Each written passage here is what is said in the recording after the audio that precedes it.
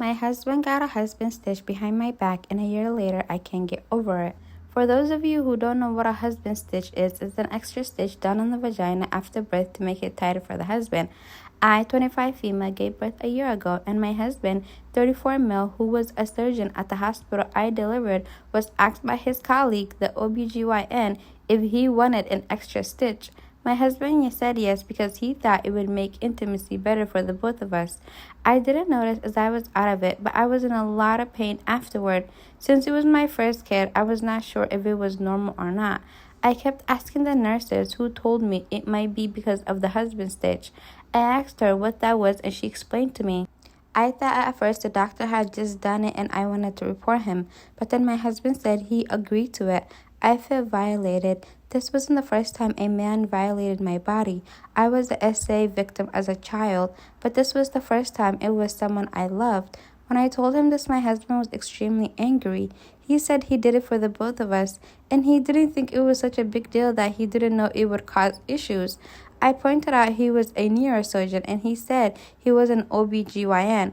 The fight got ugly. I screamed at him to get out, and in the end, I had to be sedated. I had the same reaction every time he tried to see me. So for the whole time I was at the hospital, 3 weeks because of a slow recovery, I didn't see him. Now my son has turned a year old. Things between us are non-existent. I only talk to him about our son. We sleep in different rooms, and I don't let him so much as kiss me. He's extremely remorseful, especially as he saw how much it affected my recovery. He genuinely thought it was okay as the colleague presented it as it will make the intimacy better. But why would a tighter vagina feel better for the women? That only feels good for men. He asked for couples therapy, which I have refused. I have taken up freelancing, so I am making some of my own money. My husband thinks I am doing that because I plan to leave him, as I was initially dependent on him. He is partially right. I don't see myself getting over this.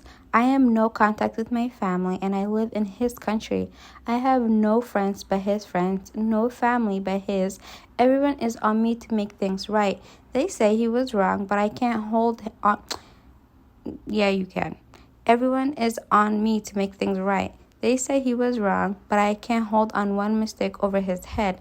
My current country isn't exactly known for women's rights. Femicide is more common here than you might think. I am also on a spouse visa. I can't leave him until my son is at least old enough to remember me, because if I leave, there is a 90% chance I will lose custody. What should I do in the meantime to make our relationship bearable? Damn, that's actually really sad. It's such a, imagine someone violating you, and then you have no to little choices of getting away from them. Because she has no family of her own that can help her, no friends of her own that can help her. A small baby, a 1-year-old baby, barely any money, like she said, on a spouse visa to another country. And if she was to leave her baby, she probably is not going to see him again. That is so sad. But anyways, leave your comments in the section. And practices like these are so misogynistic. I can't believe people even actually practice these anymore. But, what can we say? The world was made for a man's pleasure. Am I the ill for reminding my parents their favorite daughter is the criminal and not me?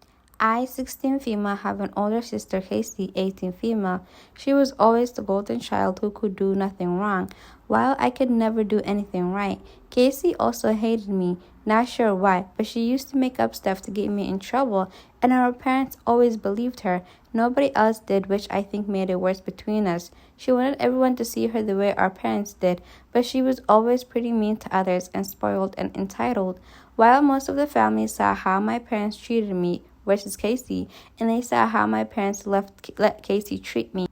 Some examples for those who wonder: locking me in the car and refusing to let me out, throwing food I was eating on the floor, taking stuff out of my hand and saying it was hers, now which included money, locking me outside when it was raining, throwing my stuff collection out of my bedroom. This sounds like a villain. What? Bedroom window in the rain when we had family over, refusing to let me sit down near her. Some things Casey accused me of wrongly are throwing poop in the neighbor's yard. This was her, and the neighbors even said so. Throwing paint on our parents' car. That was her, and there was proof. Stealing money from our parents. Eating her food, which our parents bought especially for her. Nobody can touch. ruining her homework, pissing in her. I'm sorry, but what is wrong with this girl? Pissing in her and my parents' bedrooms. I got punished for this stuff. Nothing I ever said or did would get my parents to believe me. My grandparents grew so concerned they tried to take custody of me through court, but were denied custody, and they were told a home with both parents would always take priority over extended family. I didn't get to see them afterward because my parents were pissed that my grandparents embarrassed them. Casey was arrested at school a few weeks before graduation. It was coming for over a year because everyone started to see her for who she was. But some of the things she did, including stealing money from a teacher, property damage to school, property damage to a teacher's car, and harassment on one of the teachers. Charges were pressed, and she's going to be in court over this. My parents are so mad that people are blaming their precious little girl. Casey got arrested again in July because she retaliated against two of the teachers involved. My parents are hiring good lawyers and all that, but they're also on my back about not supporting Casey, and she's still accusing me of stuff, and they still believe her. On Saturday, they started yelling at me for being so bad and such a headache for them. I reminded them that Casey, their favorite daughter, is the criminal and not me. My parents yelled so loud that a neighbor heard them. They told me I should not be gloating when my sister is going through hell. Am I the a-hole? The funny thing is, parents who like act like this towards one child and then act like the other child is the best thing in the world, knowing damn well they're creating an evil villain. When they're elderly or when they're sick, it's always the mistreated child they're gonna need. Am I the a-hole if I don't give anything to my stepkids after my husband's death? My husband passed away 7 months ago. I am 30 and he was 41. He has 2 children, 10 female and 11 male, with his ex, and we have a 2-year-old together. His ex has always been a nightmare to deal with. She has talked badly about us since day one, but luckily it never impacted our relationship with the kids. We only got them every other weekend, so I have never really been a parental figure to them, but we always had a good relationship. His ex has been contacting me and seems to think her children should get half of everything. Like she wants me to sell the house and I just don't get it.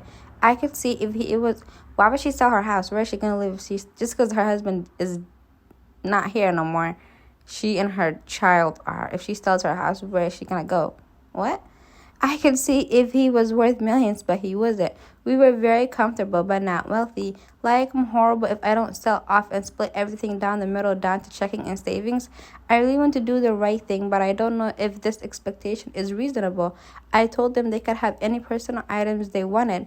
His ex will never let them come over now that she doesn't have to. I told them if they ever need anything or want to reach out, my number will be the same, and we text every once in a while. I am still pretty young. It's not like we are elderly and a few years away from death where the expectation would make more sense. They both have college accounts. It's not a crazy amount, but should I add some to it regularly?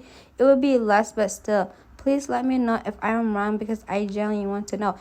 Why? See, like, she's so nice. OP is so kind that she wants to add money to a college fund for kids that are not even biologically hers, and the person that she's with is literally gone and not on earth no more. And why would she sell her house? Like, even if she was elderly, like, why would you sell your house? Your house is where you live. It's your home. If you sell your house, where are you gonna go? On the streets? Like, that makes no sense. And on top of that, like, any personal items the kids can have, if it was like a large amount of money they can split because those are his children at the end of the day. If the kids were like teenagers and they ever needed somewhere to be, since this was also their dad's home, maybe they can be there if they're reasonable and like normal and following the rules. But other than that, like, what expectation what is the ex-wife expecting that she wants this woman to sell her house for? What? Like, why would she sell the house? Those kids have their mom, and this baby has his mom, and this baby needs a home still. So why would she sell her house?